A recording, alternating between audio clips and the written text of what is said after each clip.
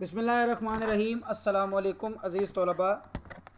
جماعت ہشتہ مطالعہ پاکستان کی لیکچر سیریز کے سلسلے میں حسنین قمر آپ کی خدمت میں حاضر ہوں۔ عزیز طلباء، آج کے لیکچر نمبر 7 میں ہم جو ٹاپک آپ بچوں کے سامنے ڈسکس کریں گے وہ باب نمبر 2 تحریک پاکستان اور پاکستان کا قیام سے لیا گیا ہے۔ آج کا ٹاپک ہے قائد اعظم کے 14 نکات۔ پنڈت موتی لال نہرو نے 1928 میں نہرو رپورٹ پیش کی گئی، جس میں مسلمانوں کے جداگانہ طریقے انتخاب کا حق کو ماننے سے ہندوؤں نے انکار کر دیا، اور اسی طرح کہا گیا کہ مسلمانوں کو 1/3 کی بجائے 1/4 مرکزی قانون ساز اسمبلی میں نشستیں دی جائیں، یعنی اس سے بھی کم دی جائیں۔ قائد اعظم رحمۃ اللہ علیہ نے اس پر ناراضگی کا اظہار کیا اور 1929 میں اپنے 14 نکات پیش کیے گئے۔ قائد اعظم کے یہ 14 رہنما اصول جو ہے بعد میں پاکستان کی قیام کا جو ہے وہ وجہ بنے، اس لیے اس کو پاکستان کی تاریخی جو سیاسی تاریخ ہے اس میں بہت اہمیت کا حامل سمجھا جاتا ہے۔ پہلا نقطہ یہ تھا کہ آئندہ آئین وفاقی طرز کا ہوگا، جس میں صوبوں کو زیادہ خود مختاری دی جائے گی، یعنی پورے ہندوستان کے لیے آئین بنے گا، اور اس میں تمام جو ہندوستان کے صوبے ہیں، اس وقت جو ہندوستان میں صوبے تھے، بنگال تھا، اڑیسہ، سی پی، بامبے، اس طرح کے صوبے تھے، اس میں تمام صوبوں کو ایک ہی طرح کی خود مختاری دی جائے گی۔ یہ نہیں کہ پنجاب کو زیادہ یا بنگال کو کم، یا بنگال کو زیادہ تو بامبے کو کم۔ اسی طرح کہا گیا کہ تمام صوبوں کو ایک ہی اصول پر داخلی خود مختاری دی جائے گی، کسی بھی صوبے سے فیورٹزم سے کام نہیں لیا جائے گا۔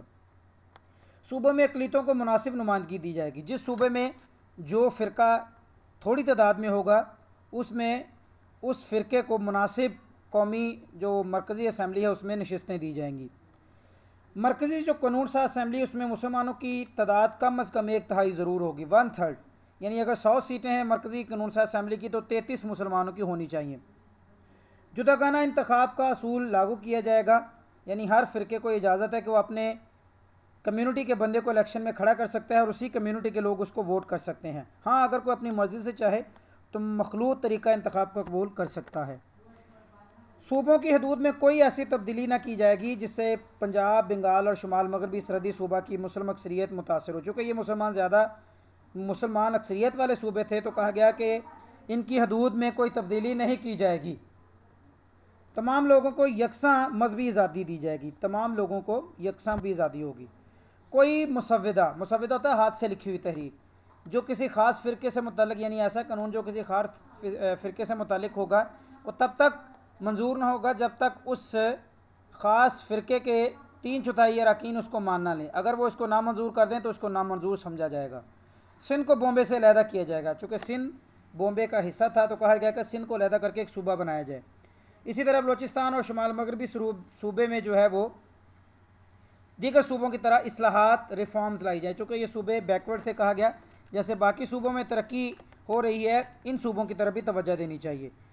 سرکاری ملازمتوں میں مسلمانوں کو ان کی قابلیت، ان کی ایبلٹی اور ان کی جو آبادی ہے اس کی ریشو کے مطابق حصہ دیا جائے گا۔ مسلمانوں کے مذہب اور ثقافت کو تحفظ دیا جائے گا۔ صوبائی اور مرکزی وزارتوں میں کم از کم مسلمانوں کی تہائی، ان کی جو نمائندگی ہے وہ 1/3 ہوگی۔ آئین میں صوبوں کی مرضی کے بغیر کوئی تبدیلی نہ کی جائے گی۔ انہی 14 نکات نے مسلمانوں کے سیاسی حقوق کی ترجمانی کی اور ہندوستان میں دستوری اصلاحات کا بنیادی ڈھانچہ بھی مہیا کیا۔ علامہ محمد اقبال کا خطبہ الہ آباد۔ 1930 میں علامہ محمد اقبال نے اپنا خطبہ الہ آباد پیش کیا مسلم لیگ کے سالانہ جلسہ میں، جو کہ الہ آباد میں ہوا تھا۔ آپ نے کہا کہ مسلمان یہ کبھی برداشت نہیں کریں گے کہ ان کے مذہبی، سیاسی اور معاشرتی حقوق چھین لیے جائیں۔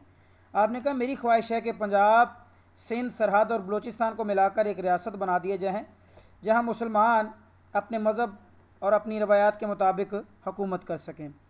قائد اعظم نے مسلمان کو ایک قوم بن کر ابھرنے کو کہا۔ علامہ محمد اقبال نے ان کے اس تصور کو آگے بڑھا کر 1930 میں مسلمان کی ایک لاکھ ریاست کا تصور پیش کیا، جس کو 1933 میں چودھری رحمت علی نے پاکستان کا نام دیا۔ 1935 کا آئین اور صوبائی خود مختاری۔ 1935 میں انگریز سرکار نے ایک نیا آئین متعارف کروایا جس کو کہ گورنمنٹ آف انڈیا ایکٹ کہا جاتا ہے، جس میں صوبوں کو زیادہ خود مختاری دی گئی۔ اسی کے تحت 1937 میں انتخابات کرائے گئے اور کانگریس اس میں کامیاب رہی۔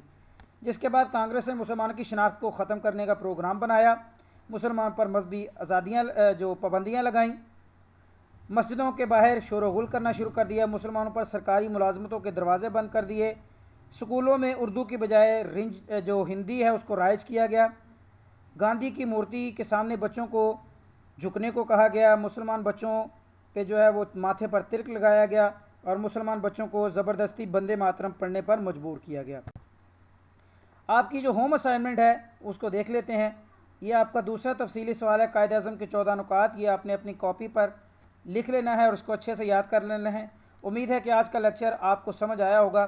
آپ کا کوئی سوال یا ایمبیگوٹی ہے تو اس کو ویڈیو دیکھنے کے بعد کمنٹ سیکشن میں ضرور تحریر کیجیے گا تاکہ اس کو بہتر کیا جا سکے۔ تب تک کے لیے مجھے اجازت دیے۔ اللہ حافظ و ناصر ہو۔